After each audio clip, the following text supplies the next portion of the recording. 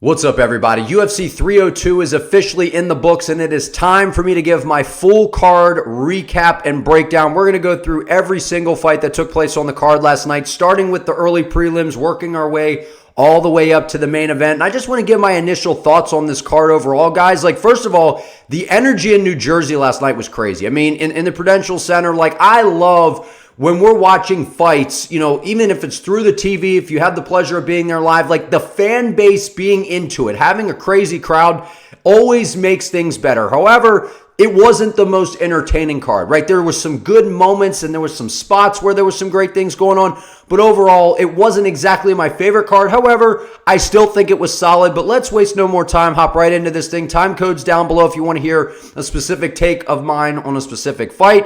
First fight of the night, Mitch Raposo, Andre Lima. Andre Lima wins this thing by split decision. Decision shouldn't have been split. This was a clean sweep all 3 rounds, in my opinion, for Andre Lima. And this was, first of all, Lima's got to be careful, right? Missing weight, by 5 pounds. The first fight, in the UFC gets bit and all that, which is crazy. But outside of that, I mean, he's on thin ice, in my opinion, with the UFC right now, because there's been some moments with this guy where, he's grabbing the fence. There's just some different things where I think his character may start to come into question a little bit. But however, this guy has outstanding striking. He kind of reminds me of a flyweight Edson Barboza or something like that. I mean, his kicks were nasty. Fighting out of that southpaw stance, landing some nasty kicks on Mitch Raposo. Any stance that Mitch was changing to, I mean, Lima just had an answer. He was blasting those body kicks, beating up the legs of Mitch. I mean, the back of his legs looked like, you heard Rogan say, it looked like he had poison ivy, which is, really a good thought because they were so red. They were bumpy. It was gross, man. The leg kicks that Lima was putting together, and that was my prediction. I predicted Lima to win this fight, and that was exactly why. I thought that Mitch didn't have the grappling to trouble Lima, and then if this was going to play out on the feet, I don't know how you could have saw Mitch winning this fight. As much as I like Raposo, I like his story, I liked when he was on Tough, I just didn't think that he possessed a skill set that was going to, really pose any issues for a guy like Andre Lima, who, by the way, despite some of the BS, if he can get it together, because he's a big guy for the flyweight division, so maybe there's some questions of, if he slips up again with the weight, are they going to force him to move up to 135? But if he can get the weight under control, I could see this guy being a real contender inside the flyweight division. And like DC even said on the broadcast, if you're in the flyweight division, man, and you start to kind of add a couple wins together and you're impressive, you're not far off from a title shot. We saw Steve Erceg being ranked, I think he was 10 or 11 at the time, get a title shot against Pantoja because it's been such a stagnant and stale division for so long. There's so much opportunity. And a guy like Andre Lima, who has some violent striking, is pretty entertaining to watch. The way he was controlling the entire fight, he was very efficient in the way he spends his energy. I liked what we saw from Lima. He impressed me despite missing weight. I thought that was disrespectful. He had to, give up 30% of his purse, which is a lot. So, good for, on Raposo for making some cash off the guy missing weight. But nonetheless, impressive performance by Andre Lima. He's got to make weight, got to start to dial in here and be a little bit more of a professional, because if he does, look out at 125 pounds, because Andre Lima, in my opinion, this dude's got some serious skills, and I think he can cause some problems for some of those guys at the top of the weight class. Okay, Ailin Perez, Joselyne Edwards. A unanimous decision win for Perez. This is one of those things where I'm looking at, so you got Lima and you got that fight on a split decision, and this one's a unanimous decision. We saw some crazy judging last night, but nonetheless, this fight played out exactly how I envisioned it. I went with Ailin Perez. I thought that the grappling was going to be the difference in this fight, right? Joselyne Edwards, she does have good striking, but one of the issues is she tends to overextend on some of her shots, and then that allows people to kind of get underneath of her when she overextends, and then they dip under, take her down. And we've seen her, in terms of the grappling, it has improved a little bit, I think. I mean, we saw her do some good jobs. We saw her do a good job in terms of the scrambling last night, but she's still a step behind. And we saw Ailin Perez just dominate a little bit in terms of the grappling. We did see, like I said, Edwards, reverse some things, but overall, Perez controlled the fight. She landed that nasty spinning back fist, dropped her. They had some bad blood coming in. So shout out to Klaus MMA, a fan of my channel, man. He pointed that out. He's like, that's going to be an entertaining fight. And sure enough, you were right, man, because that fight was one of the more entertaining fights for me on the prelims, the scrambles, the exchanges. I thought it was a good fight. And Perez says she wants Kayla Harrison next. I don't think, she wants to smoke, but I don't think that fight goes very well for her. I think she gets dominated. But nonetheless, good performance by Ailin Perez. She got the job done. Moving on up, we got Mickey Gall, Bassil, Hafez. Unanimous decision win for Hafez. Now, I got to tell you guys, I could not believe how good Bassil, however you said out, Hafez, made Mickey Gall look in terms of the striking. I mean, we've never, at least I haven't, right? I know that Mickey Gall's taken some time away. He got surgery on his back and all these different things. Mickey Gall came back a sniper, man. I mean, he was picking his shots against Hafez. He was landing, at first, Hafez was overwhelming him, right? Hafez looked just big in there, man. He looked like a tank. He was moving forward. The guy does not move his head off the center line whatsoever. His head is a very stationary target. He was switching stances, loading up on absolutely everything. I mean, Chris Curtis was tweeting out last night, this guy, Hafez, was making this fight way harder than what it needed to be. He should have settled in a little bit more, should have picked his shots a little bit, wiser, dug to the body a little bit, brought those hands down, and maybe he could have gotten a finish. But he made Mickey Gall look like a sniper. And it's no disrespect on Mickey. I like watching him fight. I think he has outstanding jiu-jitsu. But as I mentioned before, Mickey has good jiu-jitsu. However, when it comes to the grappling against some of these more stout guys, he struggles with the physicality. And we saw that. Hafez, every time he took Gall down, Gall would try to, jump Gilly, and then, he would let go because Hafez is good grappling, man. You're probably not going to catch him, in a Gilly. And then we just saw, that was a fun fight. That was one of my favorite fights on the card. Mickey Gall was landing some nasty right hands. His jab was slow, but it started to pick up. It got Dean Thomas and those guys on the broadcast were like, the jab's a little slow, and he's kind of, pushing it a little bit, which he was, but I thought he started to settle in a little bit. But nonetheless, Bassil Hafez is entertaining, man. He's entertaining. He doesn't move his head at all. And, if you're getting touched up and tagged by Mickey Gall, I'm worried, right? I mean, we saw what he was able to do with JDM, when they fought, and I think that's kind of like the big, aura to Hafez is like, whoa, he went to a close, decision with JDM. Maybe he could have won and all these different things. First of all, I still think JDM won the fight, but we saw that Bassil, he has a good skill set. He's game, he's entertaining, he's fun. I think his stock rose last night. However, he's going to have to work on some things, because if you're loading up and you're just winging shots like that, and he started to get tired, and you're in there with Mickey Gall, who is not a dangerous guy on the feet. But nonetheless, that was a very entertaining fight. Mickey Gall coming back after an extended layoff. I didn't think it was going to go too well for him. However, he did much better than I anticipated, which I think some of that has to do with Hafez just not, digging to the body and straightening some things out. But nonetheless, great performance by Hafez. Moving on, Phil Rowe, Jake Matthews. I did pick Hafez to win that fight. Jake Matthews, Phil Rowe. I thought Phil Rowe was going to be able to get this done. And one of the things that surprised me was, one, we knew Jake Matthews is aggressive. He's got pretty good boxing. He likes to push forward. He was going to have to lunge in on some of those strikes, considering how long and rangy Phil Rowe is for the weight class. Phil looked really stiff. He just looked stiff. He looked slow to me. He was not utilizing his range at all, which was just, I couldn't believe what we were watching, right? Honestly.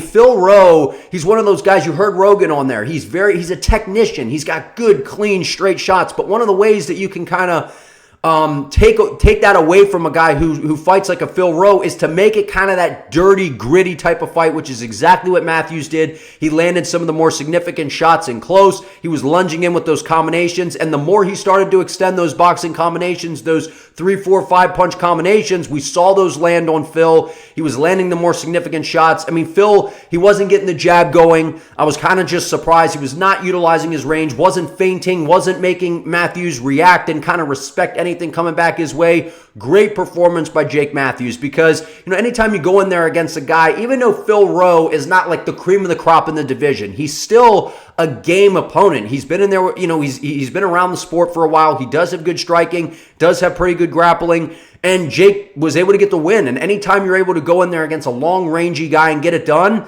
it's impressive. And he was able to solve the puzzle, was able to close him down. Shout out to Jake Matthews. That was a great performance. Moving on, Grant, Dawson, Joe Solecki. I went with Dawson to win this fight, and this kind of played out to how I thought it was going to be, right? We figured that this was probably going to be a grappling match, right? And in the first round, there was some concern, right? We got the cut with Grant Dawson. Solecki was throwing up some submission attempts, and I'm like, oh, wow. Joe's dry here. He's not sweaty, because anytime there's sweat involved, it's kind of harder to sink in some of those submissions, right? But when you're dry, it's kind of hard to get out of some of those things because you're not all slippery and sweaty and things like that. So I was kind of concerned in the beginning there for Grant Dawson, but as he settled in, the fight started to play out a little bit more. We just saw Dawson's pace, his pressure, his relentless grappling approach was going to be a problem. And that's what I said, when I picked this fight. I'm like, guys, if you're asking me, this is just going to be a straight up grappling match, which it ended up being, hard for me to pick against Dawson in this matchup. However, I still think Grant Dawson's a little overrated. I know that might sound crazy, and it's not because he got KO'd by Bobby Green so much. It's just like I'm looking at that fight, and I'm seeing a lot of holes in the striking for Grant Dawson, and I'm looking at some of the guys in the top of the division that I think could defend some of those takedowns, right? I know Arman Sarukian's a teammate. I know, Makhachev is, at the top of the weight class. Like, there's some names that are troubling for me, right? I know he's also teammates with Mateusz Gamrot. Like, I don't know how good of a matchup that is either. So I'm looking at Dawson. There's some things to work on. However, the guy is skilled. His pressure, his pace, his grappling is impressive. Great win by Grant Dawson. Moving on. Jailton Almeida, Alexandr Romanov. I went with Almeida to win this fight. I thought he was just going to be able to take Romanov down. I thought he would make this relatively easy. He did just that. And I'm one of those guys, I'm very hard on Almeida, man. It's nothing personal. I think he seems like a great guy. His fighting style is not for me. It's boring. And even though he submitted Romanov last night, I was saying on my live stream, my pre-fight live yesterday, I'm like, does he throw any punches at all? I mean, I don't think he did. I don't think he does. But I mean, he threw a kick up the middle, was able to take him down, made it look easy. Got that trip on Romanov, took him down, and Romanov has pretty good grappling for the heavyweight division. I mean, and you wouldn't have known if you were just tuning in and you don't know anything about these guys. You'd be like, Romanov doesn't know how to grapple at all. That's how good Jailton Almeida is in terms of the grappling. He is a problem when he's locked in. I think he just needs to be a little meaner. That's what I think Jailton Almeida needs. He needs a camp that's going to make him meaner, because if they did, I don't know. Maybe he could be the heavyweight champ if he was meaner and just really sat down on some things and just saw red and was like, and really just wanted to actually take out his opponent instead of just trying to take him down and play around and this and that. I mean, he's impressive, man. He's impressive. He was 240 pounds. He looked a little bit bigger to me, coming into this fight. He's always in great physical condition. He's fast for the weight class. He always seems to have a speed advantage to me. And the way he was able to take the back of Romanov, submit him, just set him up perfectly in terms of the grappling.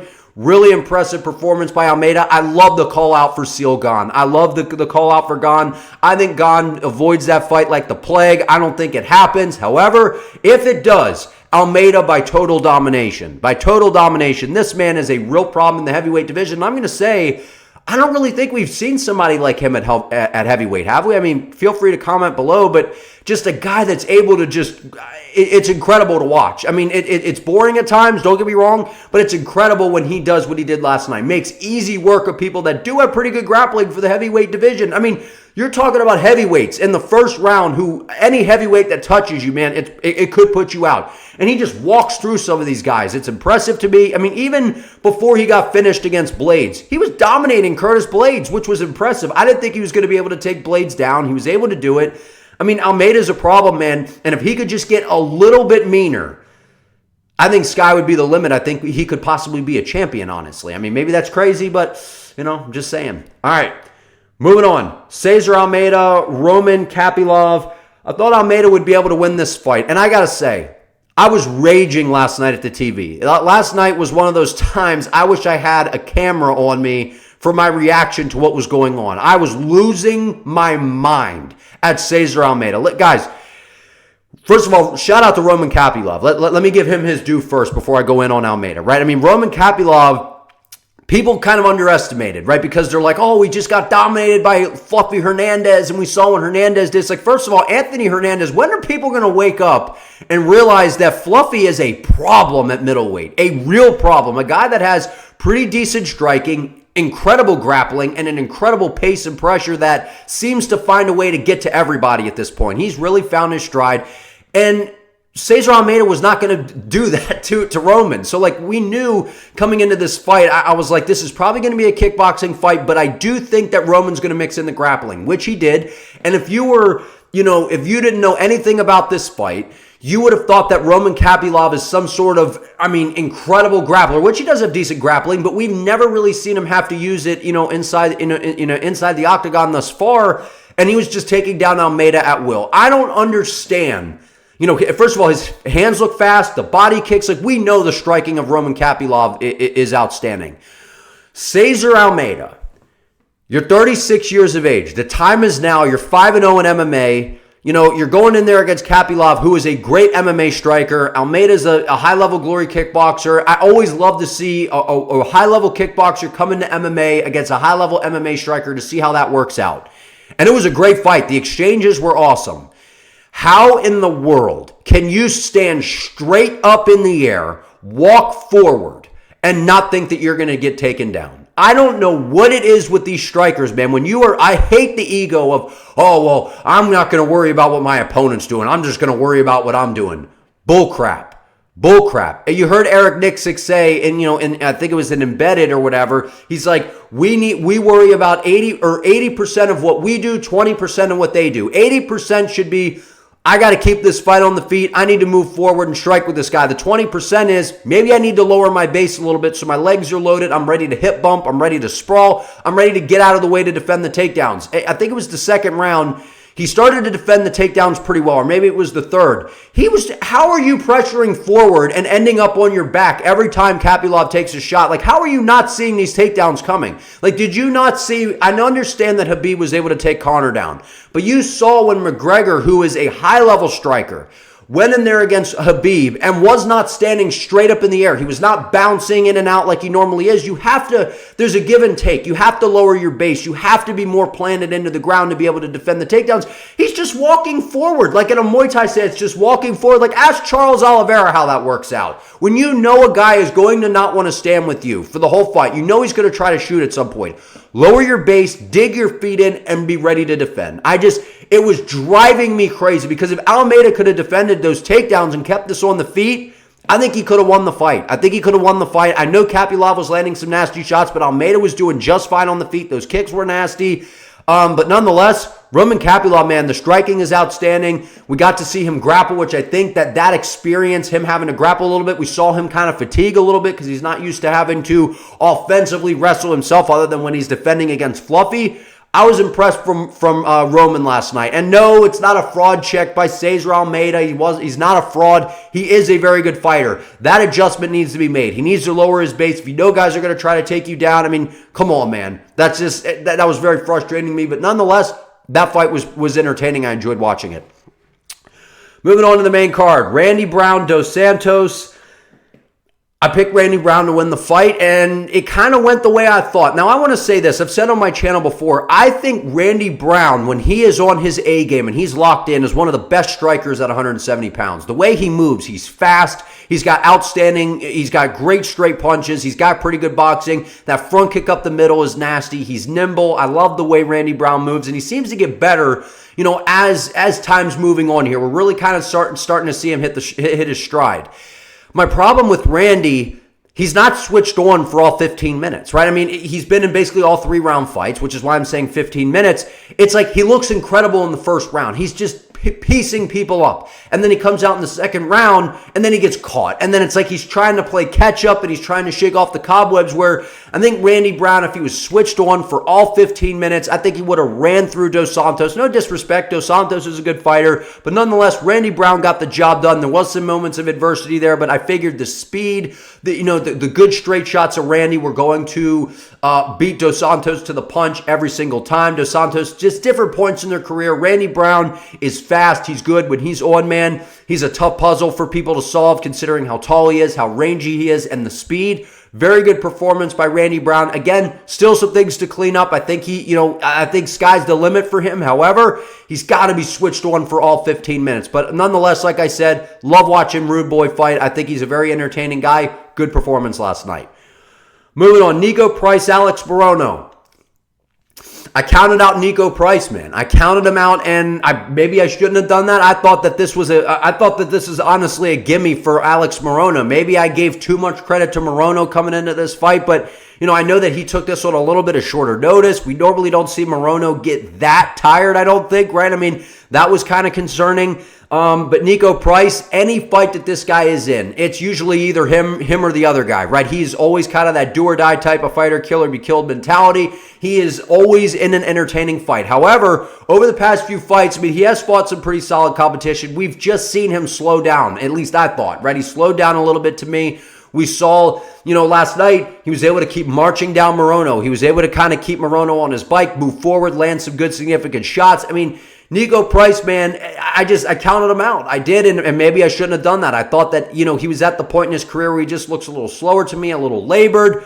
But Morono, gassing, it just wasn't a good look. However, good performance by Niko Price. Good bounce back for him, considering, we saw what happened when he went out there against Robbie Lawler, and we saw even against, I believe it was Phil Rowe, back on that Wonder Boy Holland card. Good performance by Niko Price. Way to get it done. I'm going to be curious to see what goes on for him next, because I think he's a little later in his career. However, every time he fights, always entertaining. Good performance by Niko. Kevin Holland, Michal, Oleksiejczuk. Performance of the night went to Kevin Holland. Michal was aggressive, came out aggressive. We saw Holland there, had to deal with some adversity, and then that armbar was crazy. And this is one of the things, I went with Holland to win this fight, and I actually said that I thought that the grappling was going to be the difference for Holland in this fight. And sure enough, I just thought that Kevin Holland was going to have to lean on submission here. We know Michal, if you've watched his fights, he's aggressive. He loves to push forward. And Holland is a good striker. He does have good striking. But whenever you're able to close down a tall, rangy guy, and you're kind of one of those more stout guys, it was him moving back up to middleweight. The power is going to be a little different than maybe down at welterweight for sure. And Holland looked pretty decent on the feet. But Michal, you saw, he was aggressive. He was good. He was trying to put his foot on the gas.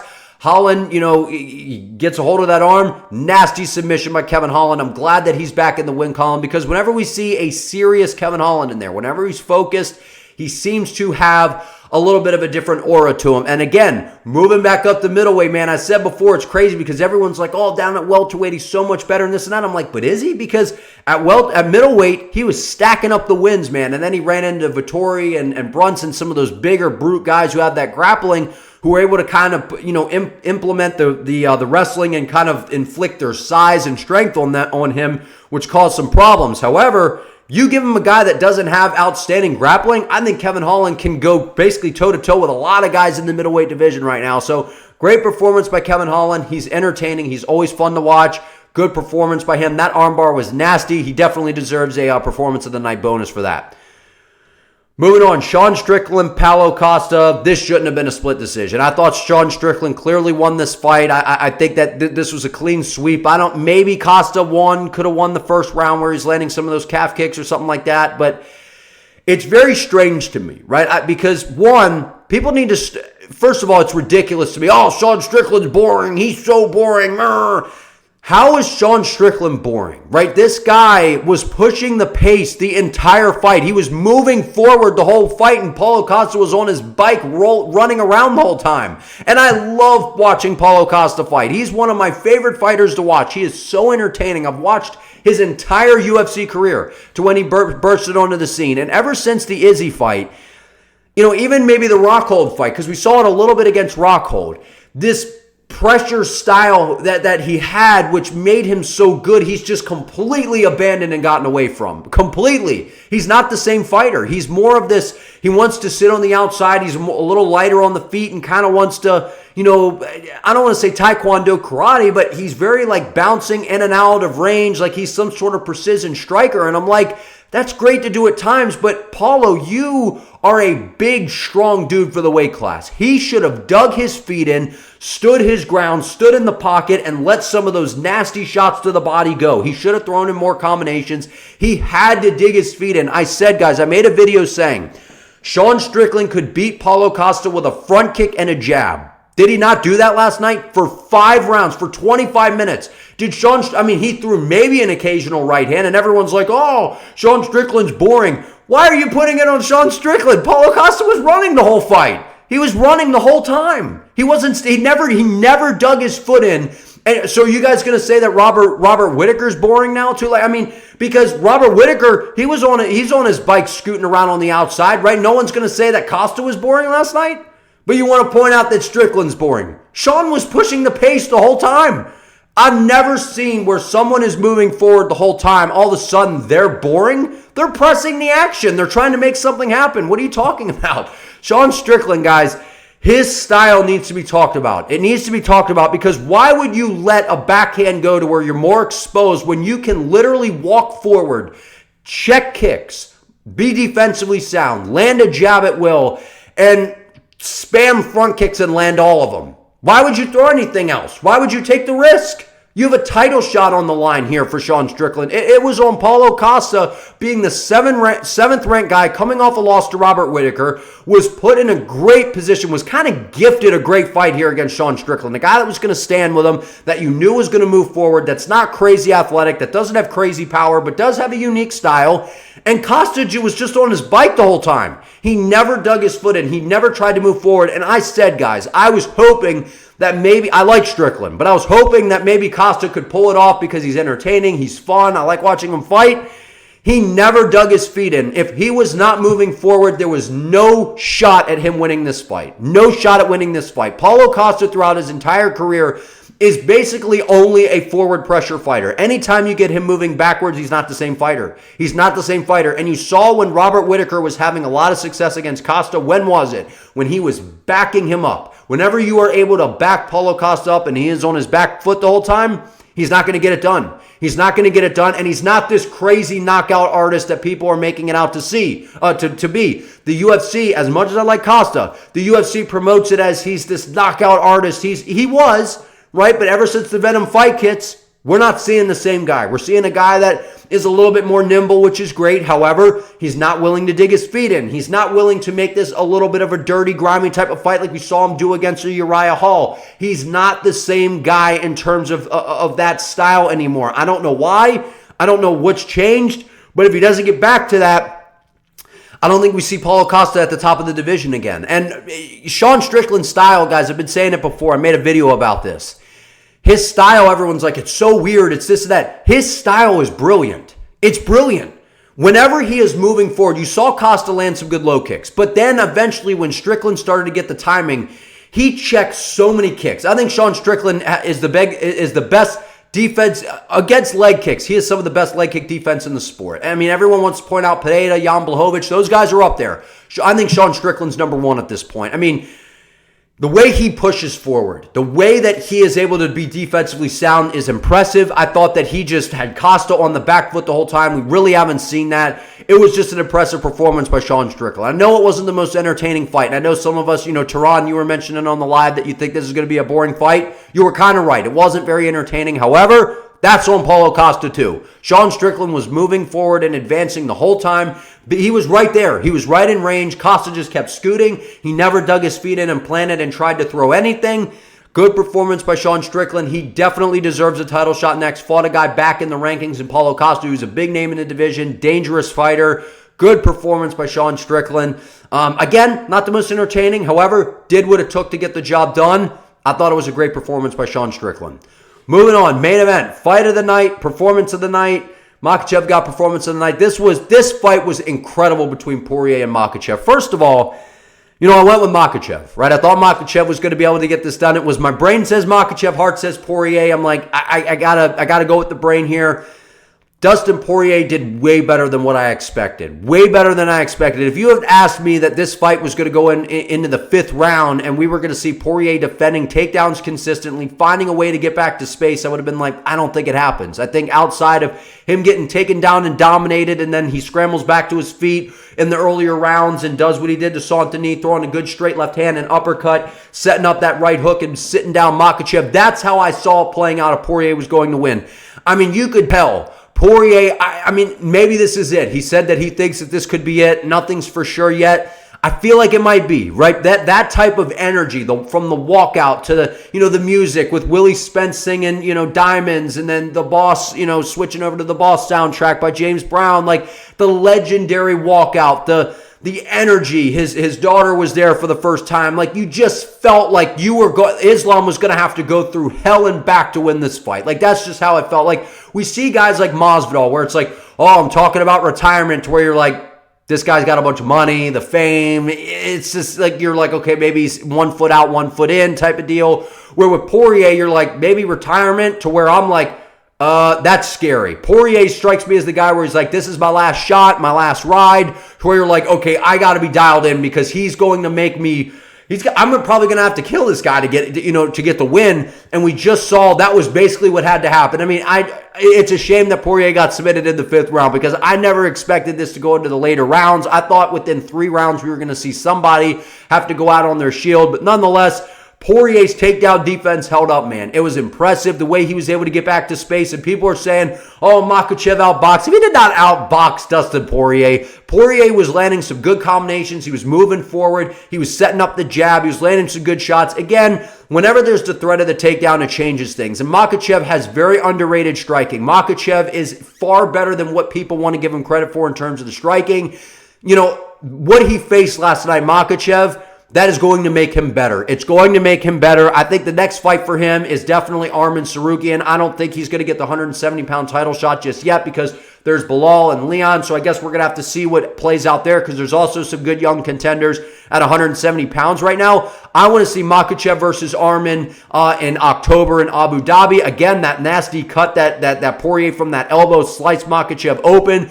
Incredible performance by both guys. I never expected a fight of the night from these guys. I thought it was either going to be Poirier gets a crazy knockout and we're like, whoa, performance of the night for Poirier, or it was Makhachev just goes in there, dominates, and performance of the night. Fight of the night, like basically a war, literally. Like, that's crazy. That was crazy. That was an entertaining fight. I loved it. I thought Poirier, it was one of the best efforts we've seen from him. But guys, as much as we wanted to see Poirier win and kind of complete the story, what we also learned is Makhachev's got a dog in him, man. He's got a dog in him, because he faced the most adversity, I think we could say, outside of him getting caught by a shot by Adriano Martins back in the day. I mean, I know he went to a close fight with Arman Tsarukyan, but in the new era of Makhachev, since he's been this bigger name and been, really looked at as Khabib's, pupil and protege, the guy checks all the boxes. He's got really good striking. The grappling's good. And he's got the dog. If it goes into that dirty, gritty type of fight, we saw him even do it in the first fight with Volkanovski. So to question anything about Makhachev at this point can't be done. He's gritty. He's durable. He's tough. He's got the grappling. He's got the submissions. He's got the striking. And the ankle pick or whatever that he did at the end, that was sensational. I mean, even Poirier was like, I mean, that was crazy. Daniel Cormier was praising how high level that was. To do that to Poirier, to set that up the way he did, absolutely impressive. The fight to make is Makhachev versus Arman Tsarukyan in Abu Dhabi, in my opinion. There's bad blood. First of all, Arman Tsarukyan's he's one of my least favorite fighters right now, talking crap about Poirier and all of. He got in my face and said that, first of all, you guys are supposed to be teammates at American Top Team. I don't like his energy. I don't like Arman Tsarukyan at all. Early prediction, I think Makhachev beats Arman Tsarukyan. But if that's it for Poirier, that was an unbelievable fight to go out on. Even though he didn't win, great performance by Dustin Poirier, because Makhachev's been running through everybody, basically. That was an incredible performance. But I want to hear from you all down in the comments. Give me your thoughts on this card and the performances you saw. Like this video. Subscribe to the channel. Help your boy out. I appreciate you all. See you next time.